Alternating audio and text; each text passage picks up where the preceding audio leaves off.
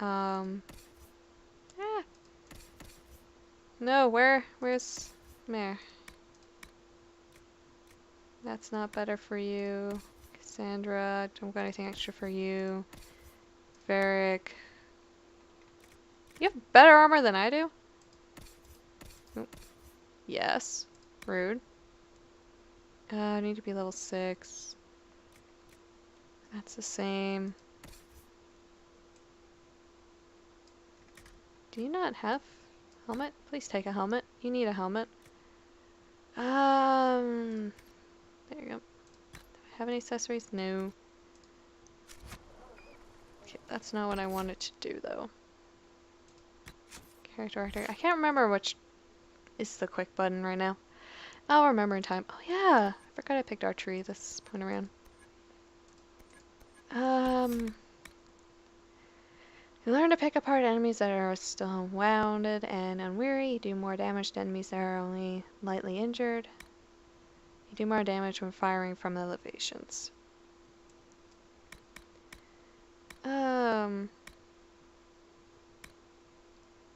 Let's do this for now. Oh, I guess I can... Okay, so I figured out which button it is. Cassandra, because I haven't leveled you up at all. Where was... There's something I really like. Is it this? Yes. So I want to work up to this. So... Oh yes, please use that. Then... something in your actual category as well. Expertise with shield protects you against ranged attacks from the front. You fight all harder when you're hurting, giving stamina when you lose health. Using techniques perfected by your legion chevaleres, you can't be flanked by enemies and you're less likely to be staggered. Yes. So let's... You do snow things. Waves of magic carry you forward, blurring ahead a short distance. By standing still, you enter into a meditative state that restores your mana and enhances rate and reduces all cooldown times. How did I just say cooldown? I don't even want to know. Your barrier explodes into wild magic. When enemies destroy it, the blast freezes all nearby enemies and allows you to cast your next spell without consuming mana. That seems useful.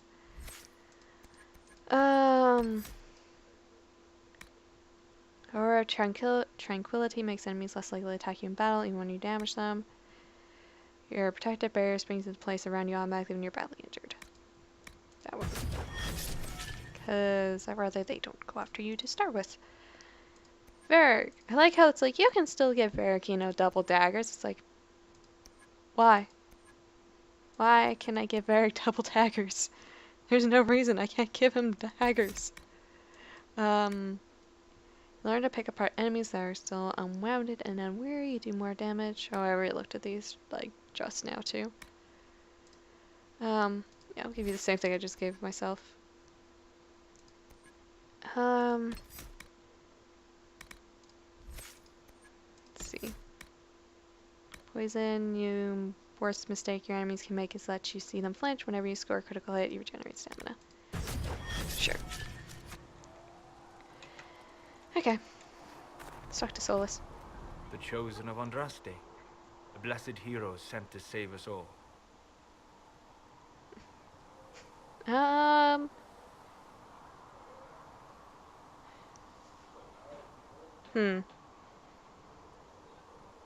Let's go with this. I'm not a hero. I've no interest in being a hero. All I want is to find a way to seal this breach. Pragmatic, but ultimately irrelevant. True. I've journeyed deep into the Fade in ancient ruins and battlefields to see the dreams of lost civilizations. I've watched as hosts of spirits clash to reenact the bloody past in ancient wars both famous and forgotten. Every great war has its heroes. I'm just curious what kind you'll be. You studied ancient ruins. What do you mean, ruins and battlefields? Any building strong enough to withstand the rigors of time has a history. Every battlefield is steeped in death. Also true. Both attract spirits. They press against the veil, weakening the barrier between our worlds. When I dream in such places, I go deep into the Fade. I can find memories no other living being has ever seen. How can you sleep there? You fall asleep in the middle of ancient ruins. Isn't that dangerous? I do set wards. And if you leave food out for the giant spiders, they are usually content to live and let live. That's valuable. I imagine you find some amazing things in there, alongside all the demons. Exactly. It is occasionally dangerous, yes. But more often it's just sad to see what has been lost. The thrill of finding remnants of a 1,000-year-old dream?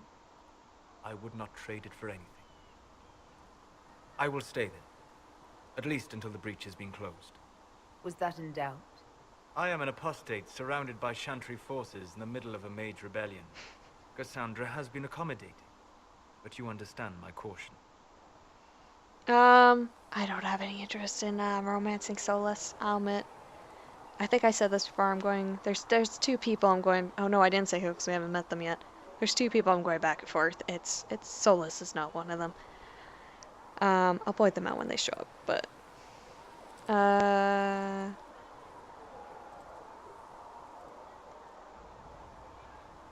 how is this going to be said?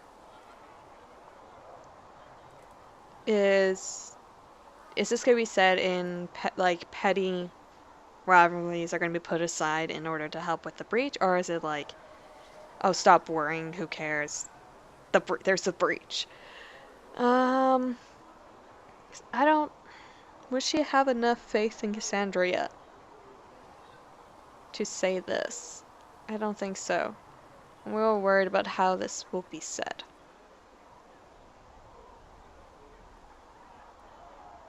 I'm curious though, so yeah, we have bigger problems. The giant hole in the sky trumps any other concerns. We can worry about the rest later. Yes.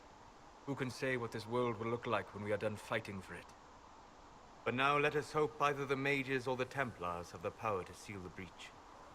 Oh, you just transported. Closing the breach is our primary goal. But I hope we might also discover what was used to create it. Any artifact of such power is dangerous. The destruction of the Conclave proves that much. You think it survived? You don't think whatever created the explosion was destroyed in the blast? You survived, did you not? The artifact that created the breach is unlike anything seen in this age. I will not believe it destroyed until I see the shattered fragments with my own eyes. I agree. We would do well to try to recover whatever created the breach. Liliana's people have scoured the area near the blast and found nothing.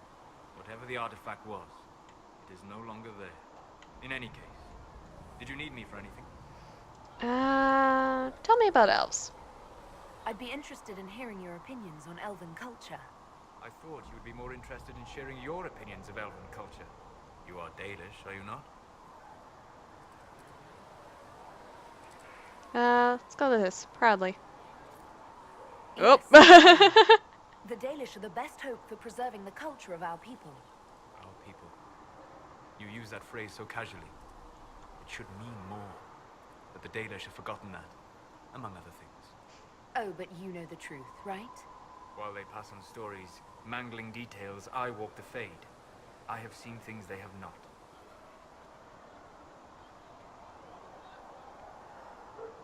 So help them.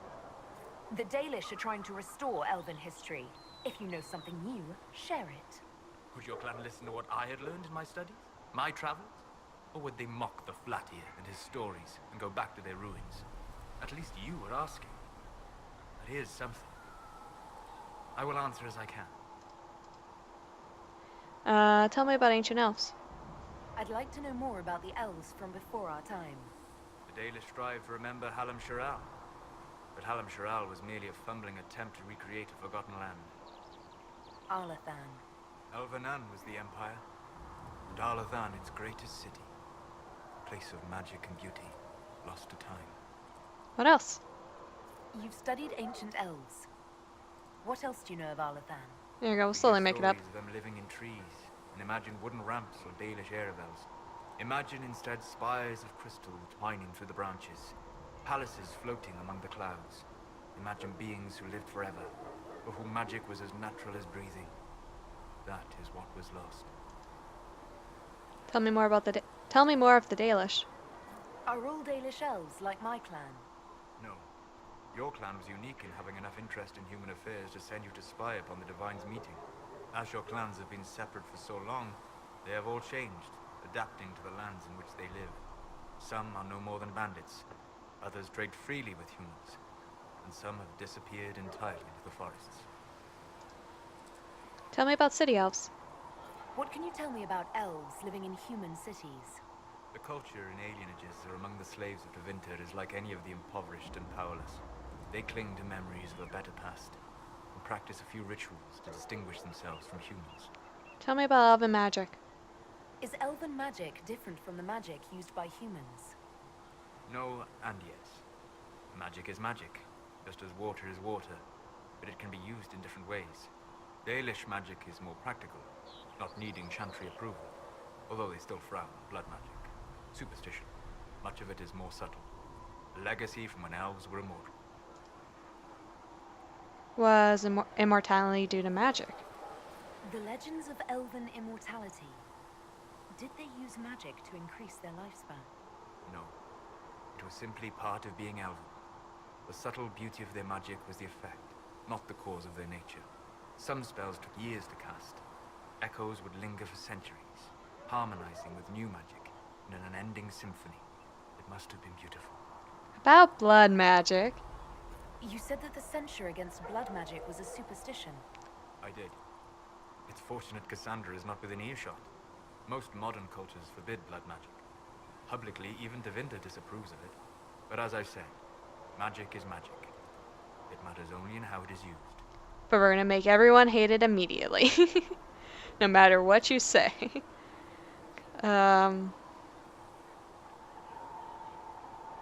Let's just go with this. I don't mind blood magic. Because how much would she really know about magic? Especially if she's asking all these questions. How much does she really know about magic? So all intents and purposes, it could just very well be like, I don't know, I'm just indifferent. To be honest, I don't see it as different from any other magic. It's a means to an end. Indeed. The problem is that under the chantry, blood magic is forbidden, so only criminals practice it.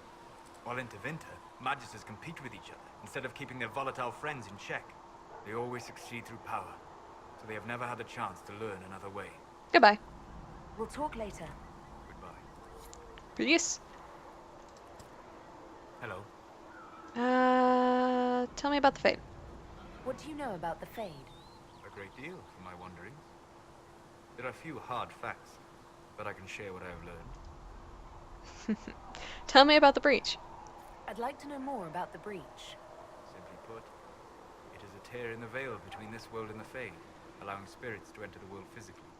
Small tears occur naturally when magic weakens the veil, or when spirits cluster in an area that has seen many deaths. But your mark allows you to exert some control over the Breach. That means it was created deliberately. That crow scared me. Tell me about the Veil. I'd like to know more about the Veil. Circle mages call it a barrier between this world and the Fade, but according to my studies in ancient elven lore, that is a vast oversimplification. Without it, imagine if spirits entered freely. The Fade was not a place one went, but a state of nature like the wind. That sounds strange. I don't know if I can imagine that. Try. Imagine if spirits were not a rarity, but a part of our natural world. Like a fast-flowing river. Yes, it can drown careless children, but it can also carry a merchant's goods or grind a miller's flour. That is what the world could be if the Veil were not present. For better or worse. Tell me about demons. I'd like to know more about demons. The Chantry says that demons hate the natural world and seek to bring their chaos and destruction to the living. But such simplistic labels misconstrue their motivations, and in so doing, do all a great disservice. Spirits wish to join the living, and a demon is that wish gone wrong.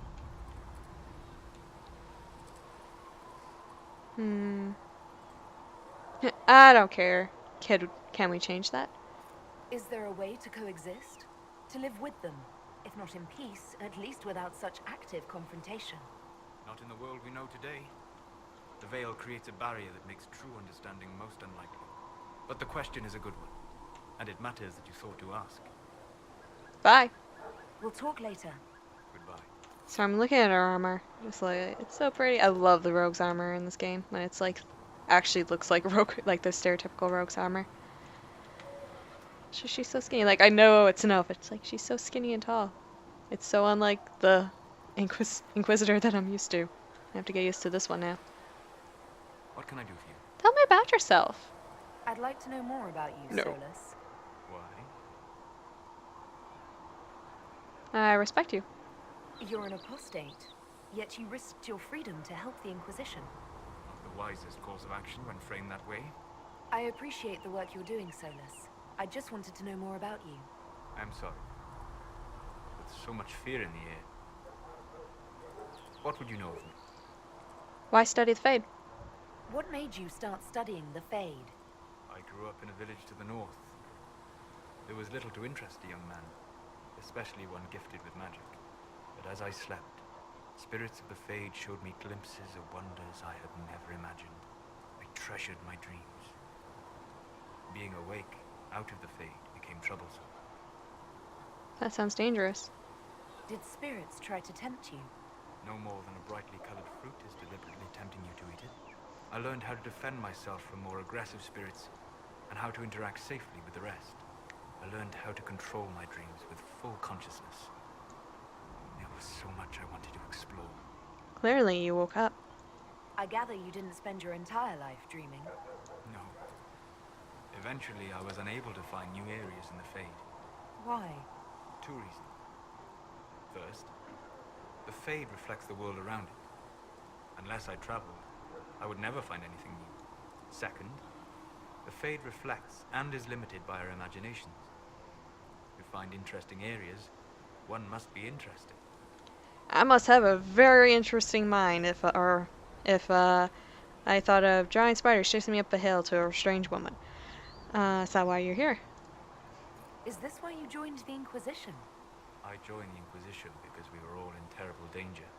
If our enemies destroyed the world, I would have nowhere to lay my head while dreaming of the